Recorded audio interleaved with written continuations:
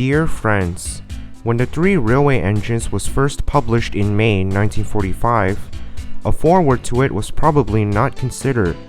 Within 6 months, however, it became clear that the book wasn't going to be the slight affair that had perhaps been expected. 25 books were to follow, all with forewords, in a sequence known as the Railway Series. And yet, despite numerous reprintings, the little book that had started the wheels turning remained without a preface. Now, for this new edition, more than 50 years later, a foreword is thought appropriate. I feel very privileged not only to have been asked to write it, but to have the chance to dedicate the stories to the memory of my father, their creator, Christopher Audrey, the author's son.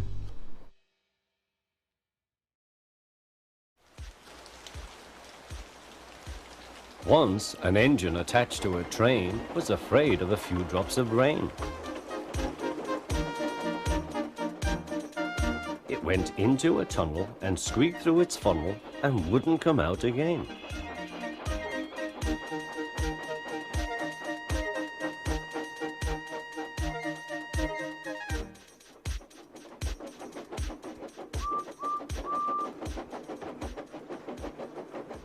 The engine's name is Henry. His driver and fireman argued with him, but he would not move. "The rain will spoil my lovely green paint and red stripes," he said.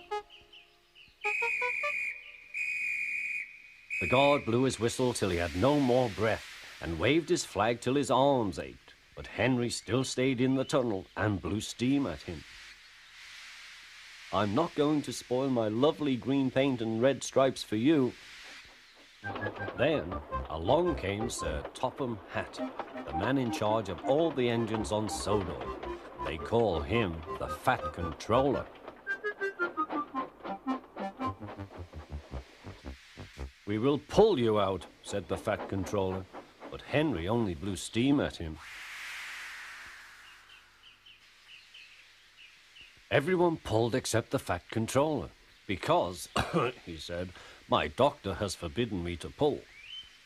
But still Henry stayed in the tunnel. Then they tried pushing from the other end. The Fat Controller said, "1, 2, 3, push!" But he didn't help. "My doctor has forbidden me to push," he said. They pushed and pushed and pushed, but still Henry stayed in the tunnel. At last Thomas came along. The guard waved his red flag and stopped him. Everyone argued with Henry. "Look, it has stopped raining," they said. "Yes, but it will begin again soon," said Henry. "And what would become of my green paint with red stripes then?"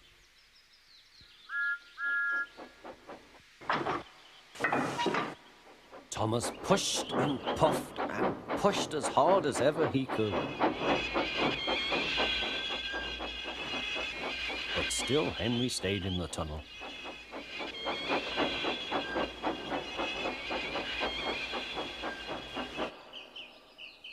Eventually, even the Fat Controller gave up.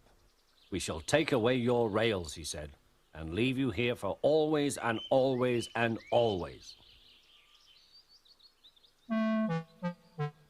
They took up the old rails and built a wall in front of him so that Henry couldn't get out of the tunnel anymore.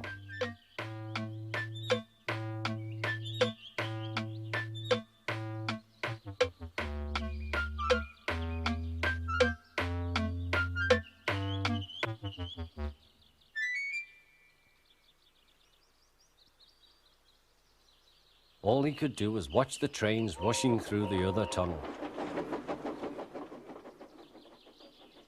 He was very sad because he thought no one would ever see his lovely green paint with red stripes again.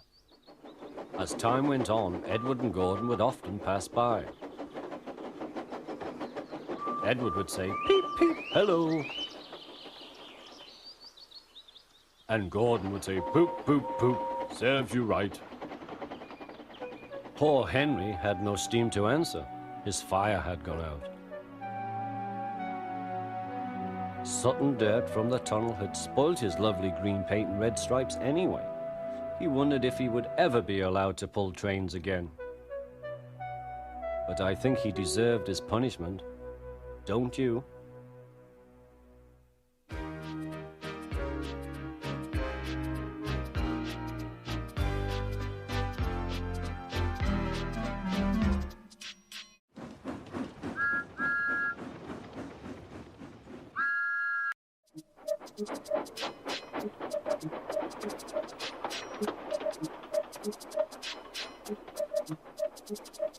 Gordon always pulled the big express. He was proud of being the only engine strong enough to do so. It was full of important people, like the Fat Controller, and Gordon was seeing how fast he could go. "Hurry, hurry, hurry," he said. "Tickety-tock, tickety-tock, tickety-tock," said the coaches. In a minute, Gordon would see the tunnel, where Henry stood bricked up and lonely. "Oh dear," thought Henry, "why did I worry about rain spoiling my lovely coat of paint? Will the Fat Controller ever forgive me and let me out again?" "I'm going to poop at Henry," said Gordon. He was almost there when... And there was Gordon going slower and slower in a cloud of steam. His driver stopped the train. "What has happened to me?" asked Gordon. "I feel so weak." "You've burst your safety valve," said the driver. "You can't pull the train anymore." "Oh dear," said Gordon. "We were going so nicely too. And look, there's Henry laughing at me." Everyone came to see Gordon. "Huh," said the Fat Controller. "I never liked these big engines. Always going wrong. Send for another engine at once." While the guard went to find one, they uncoupled Gordon, who had enough puff to slink onto the siding out of the way.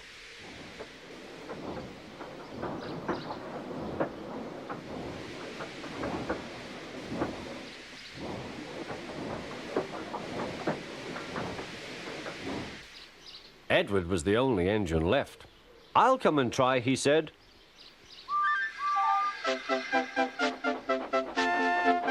"Huh," said Gordon. "That's no use. Edward can't push the train."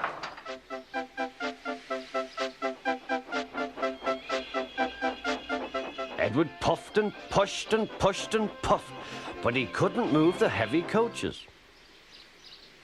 "I told you so," said Gordon.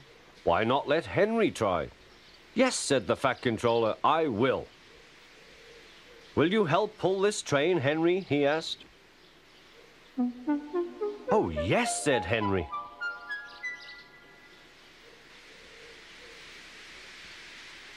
When Henry had got up steam, he puffed out.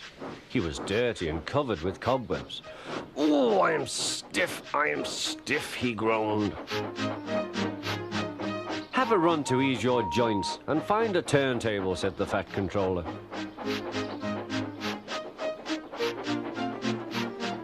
When Henry came back, he felt much better. Then they coupled him up.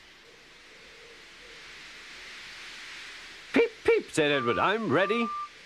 "Peep, peep, peep," said Henry, "so am I." "Pull hard, we'll do it. Pull hard, we'll do it." They puffed together.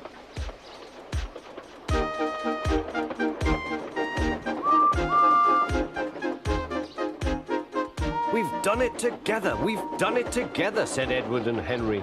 "You've done it, hooray! You've done it, hooray!" sang the coaches. Everyone was excited. The Fat Controller leaned out of the window to wave at Edward and Henry. But the train was going so fast that his hat blew off into a field where a goat ate it for tea.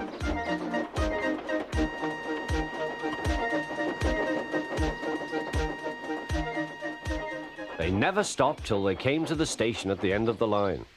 The passengers all said thank you, and the Fat Controller promised Henry a new coat of paint. On their way home, Edward and Henry helped Gordon back to the shed. All three engines are now great friends.